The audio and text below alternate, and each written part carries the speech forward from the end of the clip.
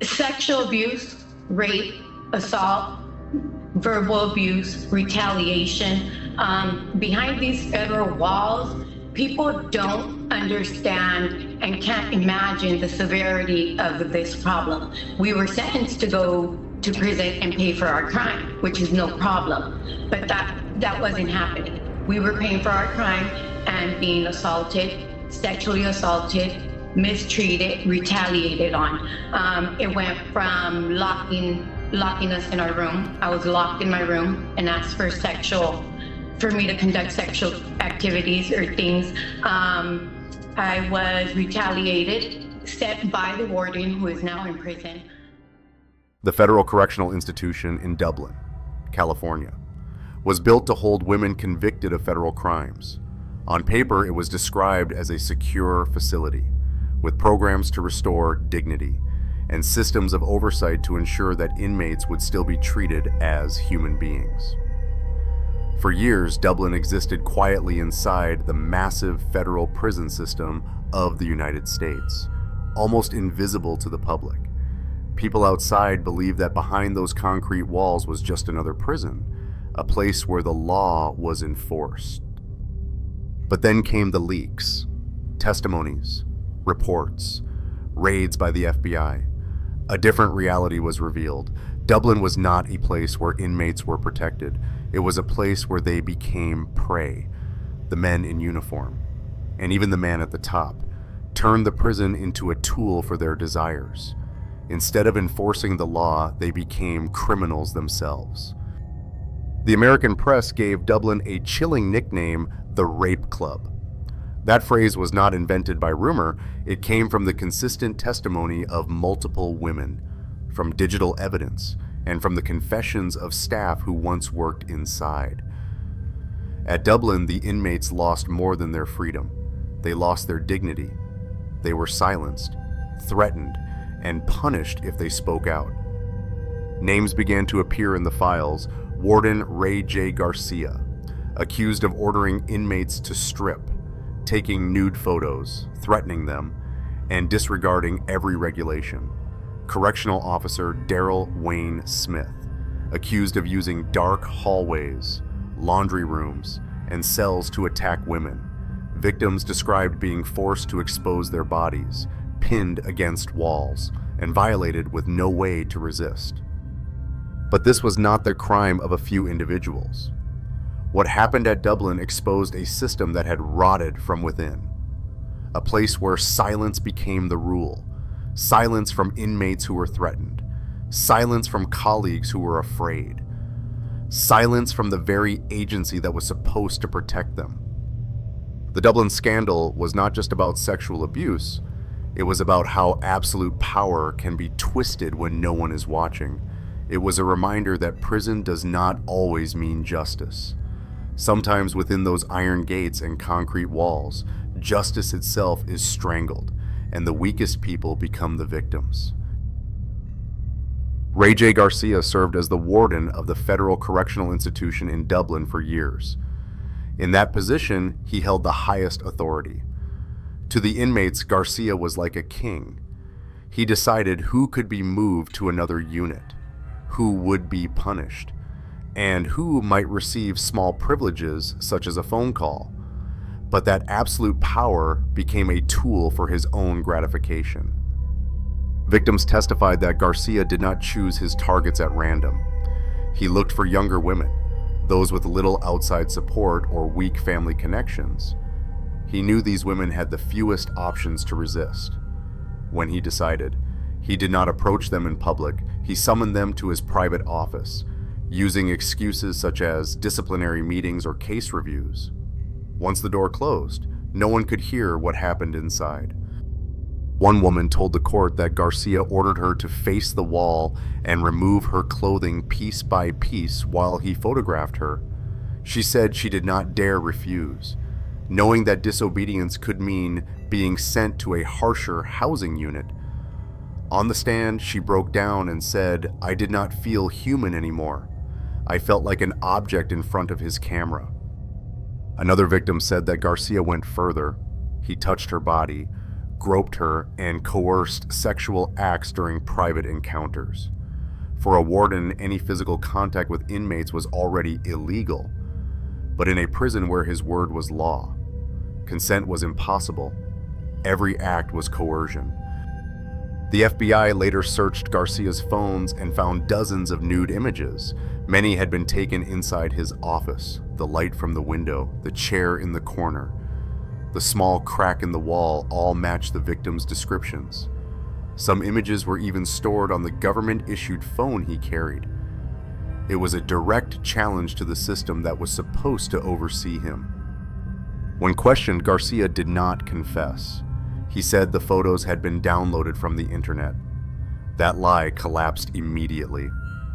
Agents showed that many images matched the victims' bodies and the background of his office. His deception itself became evidence of guilt. Inmates said Garcia also spread fear through direct threats.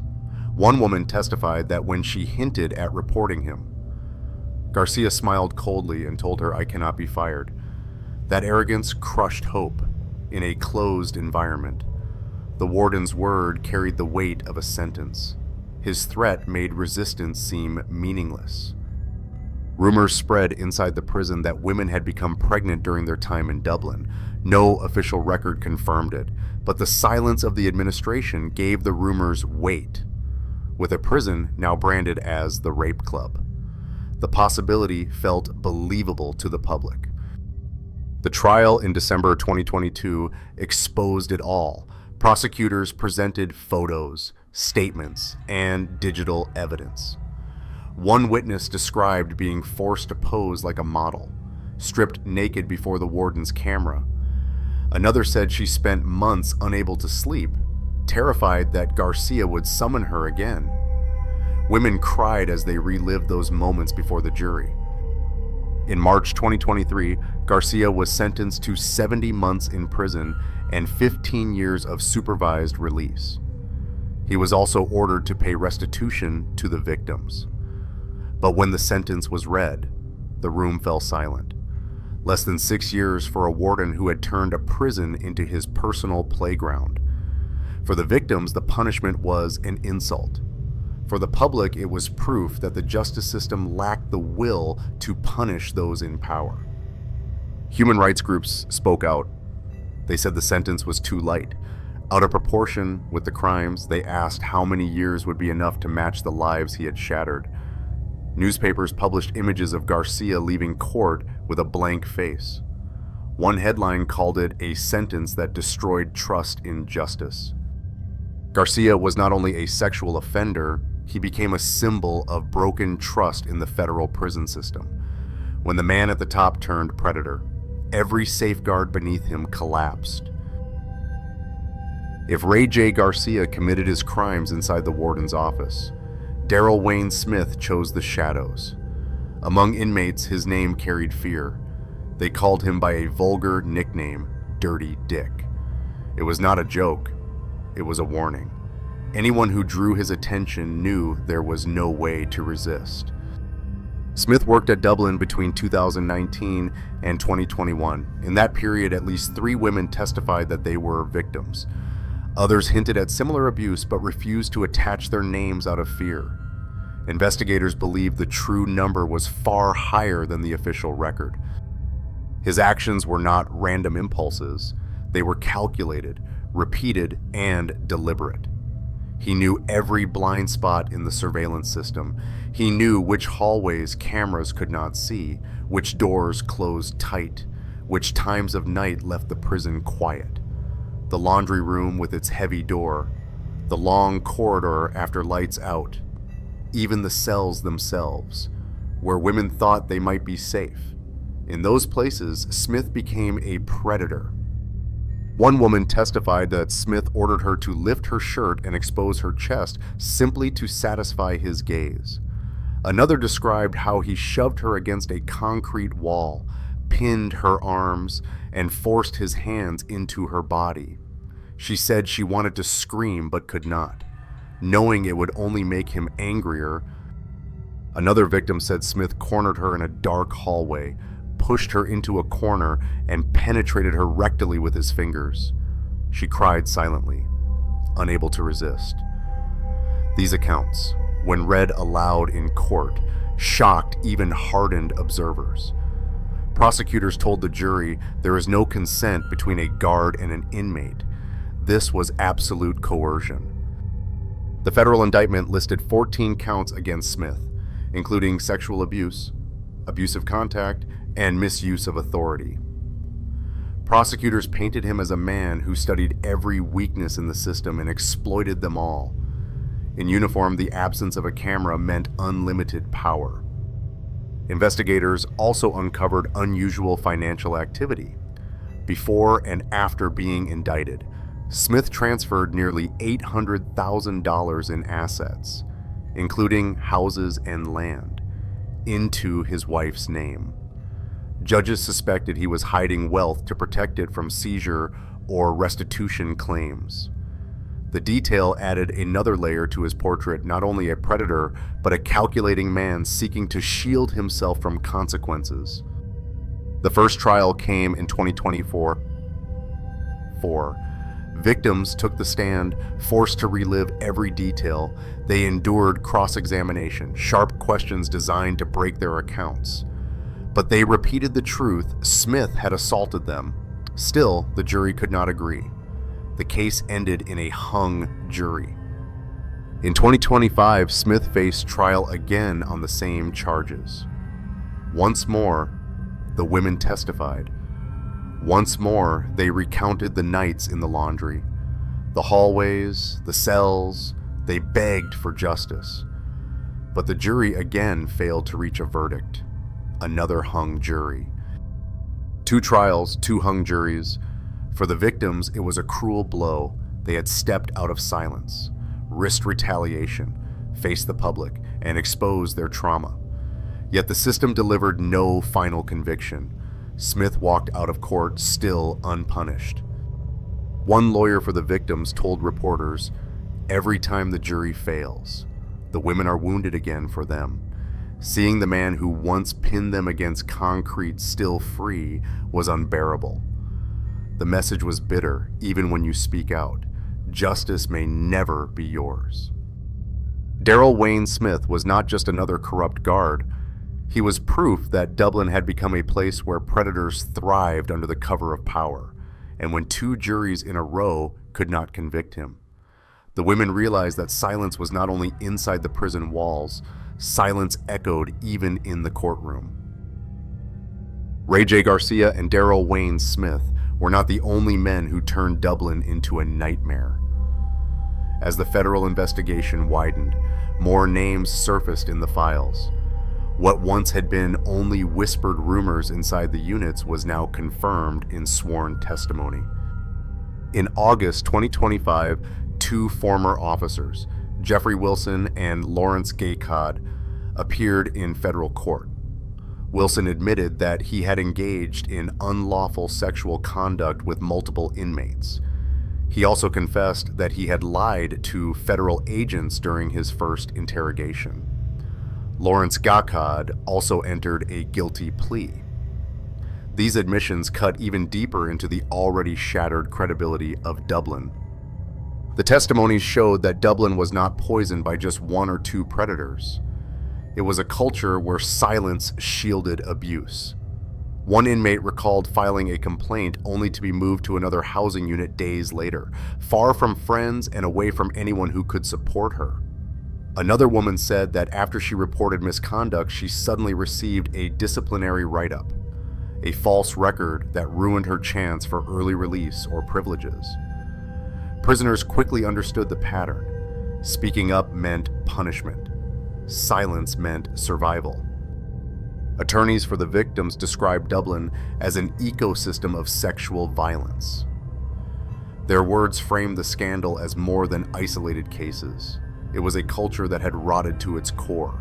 When a warden could boast that he could not be fired, when a guard could assault women in dark corridors without fear, when colleagues confessed to multiple encounters with inmates. Together, these accounts formed a single picture, a prison where absolute power had no limits. The American press seized on the scandal. Headlines called Dublin the Rape Club. The label spread from local outlets to national networks. It became permanent. Dublin was no longer just another federal prison on a map. It was a symbol of institutional collapse. Investigative reporters uncovered how many complaints had been ignored or buried. They revealed that warning signs had existed for years but had been silenced. And each revelation fueled more outrage. The more names that surfaced, the clearer it became that Dublin could not be defended as an ordinary facility. It had turned into a place where those with the keys became the criminals. The spread of the scandal destroyed what little trust remained in the federal prison system. Dublin was no longer seen as a place that protected society from offenders. It was living proof that the system itself could betray the most vulnerable people under its care. Public pressure on the Bureau of Prisons grew heavier with each month. From 2022 onward, waves of investigative reports, shocking trials, and interviews with survivors kept the scandal in the headlines. By 2023, a series of class action lawsuits had been filed in federal court, representing dozens of women who had been held in Dublin. They argued that the government had failed to protect them from predators in uniform. The FBI conducted repeated raids on the Dublin facility, seizing documents, searching offices, and interrogating staff. Each raid fueled more public anger, because it showed how much had been hidden behind the concrete walls. Even new wardens brought in to replace Garcia could not restore order. They were forced to manage a place whose credibility had collapsed beyond repair. On April 15, 2024, the Bureau of Prisons announced the official closure of Dublin. The iron gates shut. Hundreds of women were transferred to other institutions. Officials called it a necessary step to ensure inmate safety. A legal settlement followed, promising tighter oversight and reforms across the system, a guarantee that no other facility would be allowed to repeat Dublin's mistakes. But for the women who had lived through it, the decision came too late. They had spent years under predators. They had endured threats, abuse, and retaliation. Closing the prison was an administrative act. It did not erase the memories of being summoned into dark rooms, of nights spent unable to sleep, of the fear that footsteps in the hallway meant another assault. Many women in the class action suits described how silence was the only way to survive. One woman said she once filed a grievance but was immediately moved to another unit, cut off from friends and support. Another said she was watched constantly, feeling that at any moment punishment could fall for speaking up. Retaliation taught the inmates that telling the truth was a dangerous act. Legal experts said Dublin was only the most visible symptom. The risk existed in every prison where unchecked authority ruled, when the person holding the keys is also the predator. Every protection collapses into a facade. Dublin was the example that finally broke into public view, but it was not unique. The closure ended one dark chapter, but it did not return justice to those who had been broken inside its walls. Instead, it left a haunting question: how many other prisons still carry the same darkness, waiting for the day it will be exposed? Dublin did not collapse because of a few men alone. It collapsed because the entire system chose silence. And that silence existed at every level. It began with the victims. They were directly threatened that if they reported the abuse, they would face retaliation. And they saw those threats become real. Some women said that after filing grievances, they were immediately transferred, losing every source of support. Others were locked in isolation for weeks, used as an example to warn the rest. Some received fabricated disciplinary write-ups that ruined their chances for early release. The message spread quickly through the housing units: silence was the only way to survive. Silence also came from colleagues. Some staff knew that Garcia often summoned women to his office and closed the door. They saw Smith walking the halls with inmates late at night, but they looked away. They knew that exposing a colleague meant destroying their own career. in a closed environment. A whistleblower risked being ostracized, shunned, or even forced out. Silence became self-preservation, and self-preservation fed the crimes. At the top level, silence was institutional. The Bureau of Prisons received complaints for years, yet delays and dismissals buried them. New wardens sent to replace Garcia could not change a culture already decayed. Only when journalists uncovered the stories and public anger boiled over did the agency finally act. Legal experts called Dublin a warning. They said absolute power without oversight always turns to abuse. And when silence becomes the rule, it is stronger than any chain. It binds the victims in fear. It binds the colleagues in complicity. And it binds the very officials who were sworn to uphold justice. The Dublin case proved that prisons are not always places of order and discipline, sometimes inside the concrete walls and behind the steel bars. Justice itself suffocates. And when justice suffocates, it is always the weakest who bear the weight. In April 2024, the Federal Correctional Institution in Dublin officially closed. The gates locked, the cell blocks stood empty, but the truth inside did not vanish. It lived on in court transcripts, in FBI files, and in the memories of the women who had endured those years.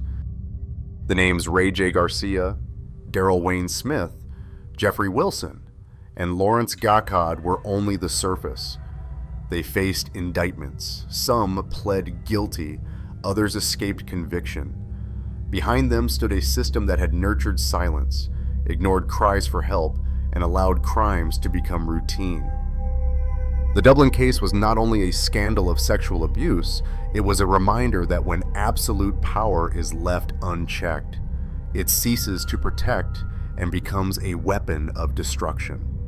And when silence dominates, justice dies before it can breathe.